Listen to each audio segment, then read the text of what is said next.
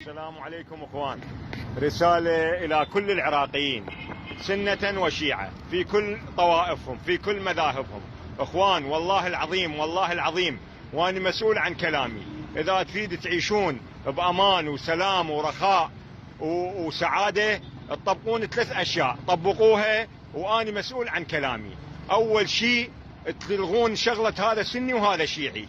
كلنا اخوان وكنا يعني متناسبين الخال وابن الاخت.